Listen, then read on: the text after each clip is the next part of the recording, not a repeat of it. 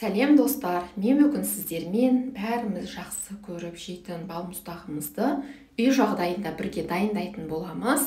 Видеоны міндетті түрде соңына дейін қараңыздар, өте оңай, тез жасалатын рецепттеріміздің бірі. Міндетті түрде осы балмұздақты дайындап көріңіздер. Ең алдымен табағымызға кілегейімізді құйып аламыз, яғни сливкиді. Енді жақсылап миксерлейтін боламыз. Сливкейіміз қатты қоюланып кетпесін, сұйықтау болғанша, яғни сұйықтау етіп миксерлейтін боламыз. Міне осылай сұйықтау болуы қажет. Енді кілегейіміздің үстінен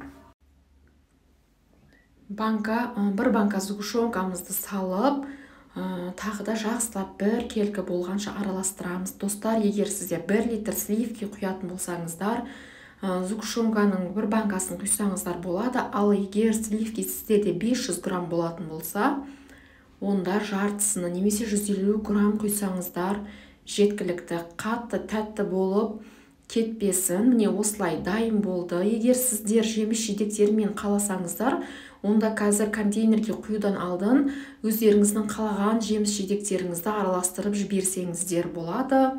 Мен ешқандай араластырмай, тек осылай өзіні ғана жасадым.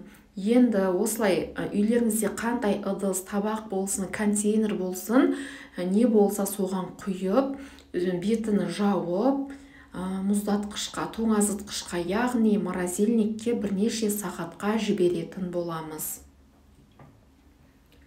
Міне біздің балмұздақтарымыз дайын болды. Енді креманка болсын, басқа ыдыстар болсын, өздеріңіздің қалаған жаңағы фигураларыңызды салып алсаңыздар болады. Пышақпен кессеңіздер болады. Ыдысты төңкеріп, пышақпен 4 бұрыш етіп алсаңыздар да болады. Мен осылай қасықпен қырып, домалақтау етіп, ыдысқа салып алдым.